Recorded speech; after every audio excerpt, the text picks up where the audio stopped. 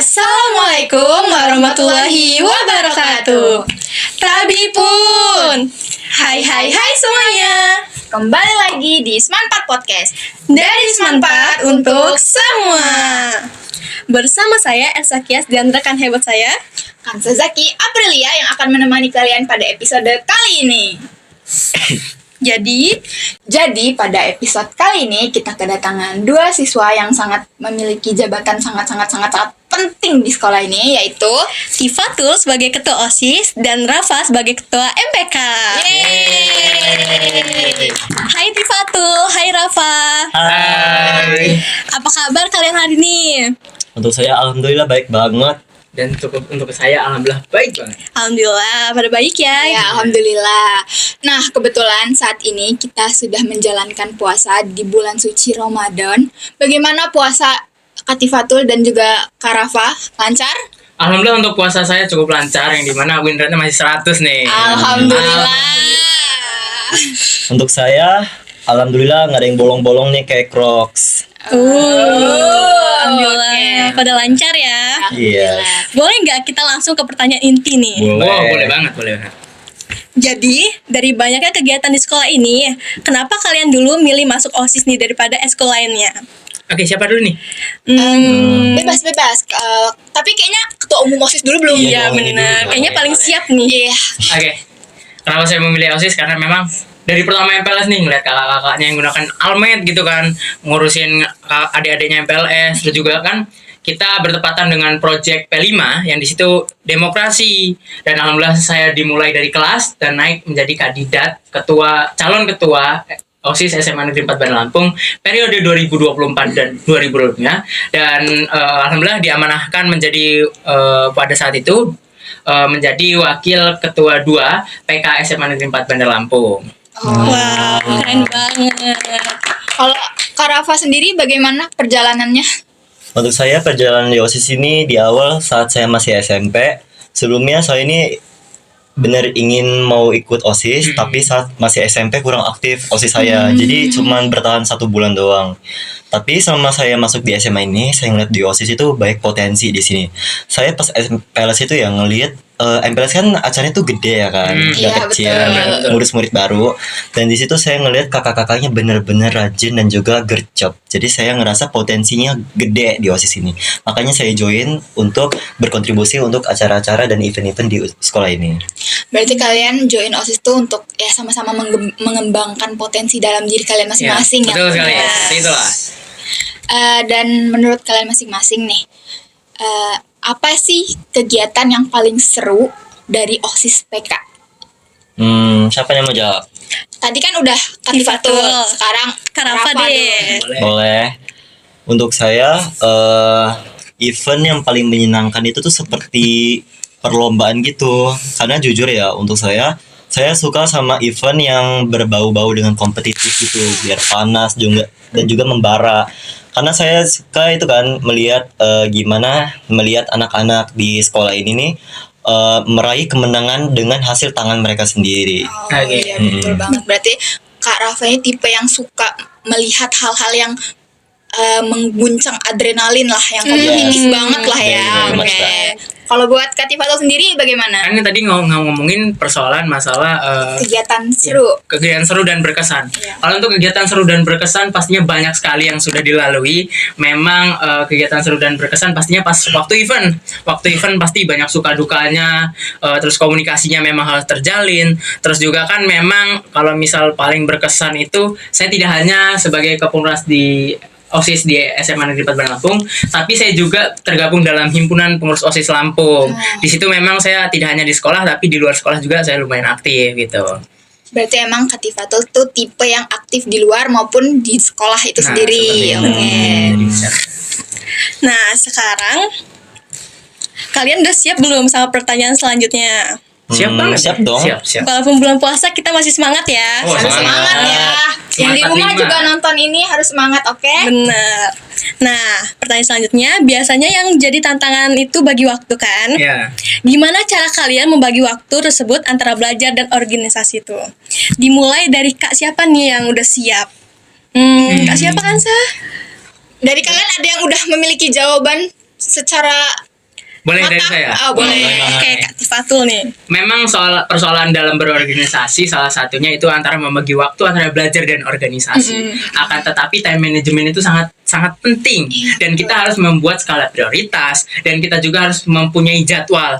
Apabila kita misal pagi kita belajar di sekolah, akan tetapi setelah pulang sekolah kita langsung bisa bergabung di organisasi.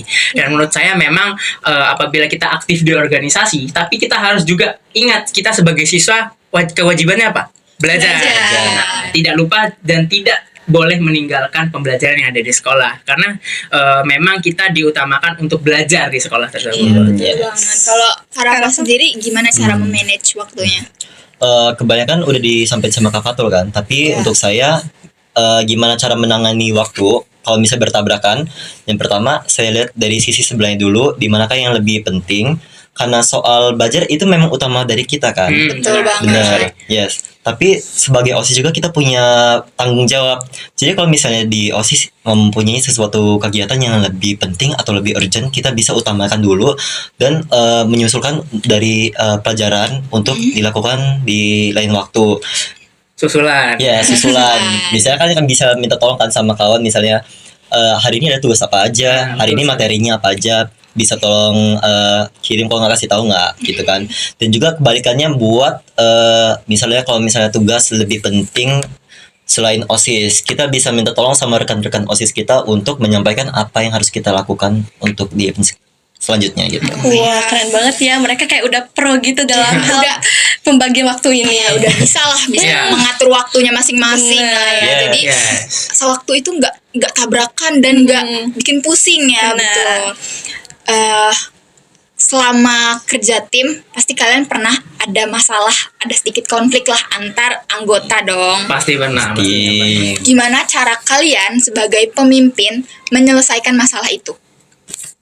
mau recap? Boleh Rafa dulu. Rafa Boleh. dulu ya.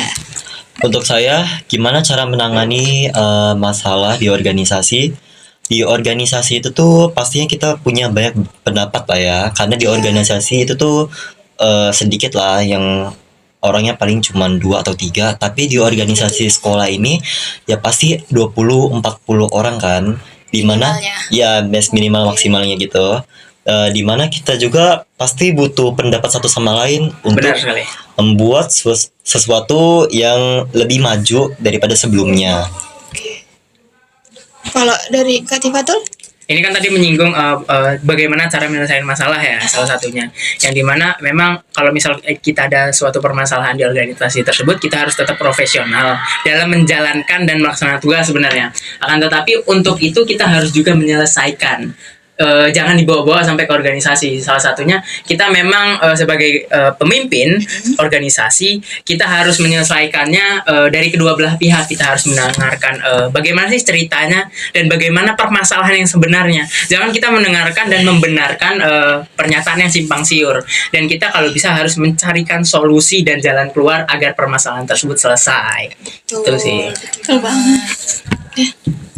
Pertanyaan selanjutnya, jika dilihat dari informasi yang kami simpan nih, kalian kan sudah bekerja sama kurang lebih 1,5 tahun ya? Iya. Bener gak nih? Benar. Berarti Yes, valid benar. ya? Valid.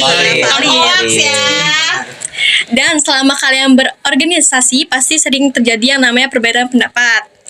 Kalian pernah nggak ngalamin itu? Dan kalian gimana sih solusi cara menanggapi perbedaan pendapat itu? Perbedaan pendapat untuk mencapai tujuan bersama gitu ya. Iya.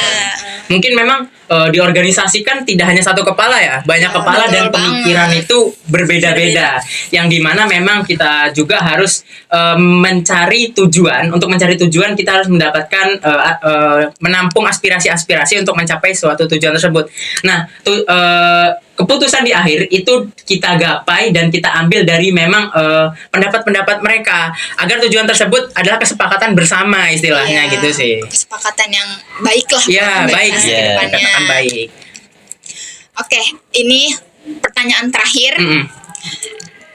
Sekarang kan teknologi tuh lagi maju banget lah, Iya. lagi berkembangnya. Hmm. Menurut kalian di OSIS sendiri ada nggak sih program kerja yang bisa dikaitkan sama perkembangan teknologi ini?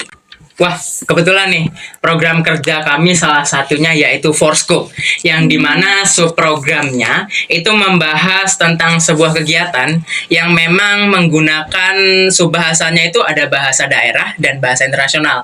Bahasa daerahnya itu bahasa Lampung dan bahasa internasional bahasa Inggris dan juga bahasa Indonesia. Untuk meringkas informasi yang terjadi di SMA Negeri 4 Bandar Lampung. Dan mungkin itu akan segera tayang dan disebarluaskan melalui media sosial OSIS SMA Negeri 4 Bandar Lampung. Nah, di kesempatan podcast kali ini kita mau nge-spill nih bahwasannya insya Allah kita akan ngegiat event yang memang ditunggu-tunggu oleh warga SMA Negeri 4 Bandar Lampung. Yes, pokoknya menyenangkan banget, ini event gede lah. Insya Allah, dan mohon doa dan bantuannya kepada rekan-rekan sekalian. Apabila terlaksana, mohon partisipasi dan dukungannya pastinya. Iya, betul banget.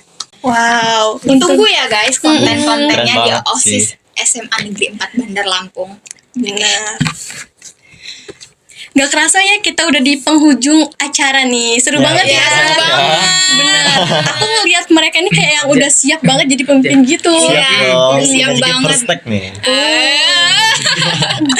Dan kita juga sebagai host itu dapat banyak pelajaran lah yang untuk dipelajari, salah satunya yang tadi manage waktu, karena kita juga nggak sebijak Iya. itu ya mengatur waktu. Bisa aja tabrakan atau Ya. apa, tapi itu ya menjadi pembelajaran lah. Oke, sebelumnya terima kasih kepada Kak Tifatul dan Ya, juga Kak Rafa sama-sama. yang sudah Sama-sama. menyempatkan waktunya untuk hadir di podcast Manfaat ini. Semoga kita bisa ngobrol hal lainnya di episode lainnya ya. Oke. Of course. Sekian podcast SMA Negeri 4 Bandar Lampung episode kali ini. Sampai jumpa di episode berikutnya. Wassalamualaikum warahmatullahi wabarakatuh. Dadah. Dadah. Bye.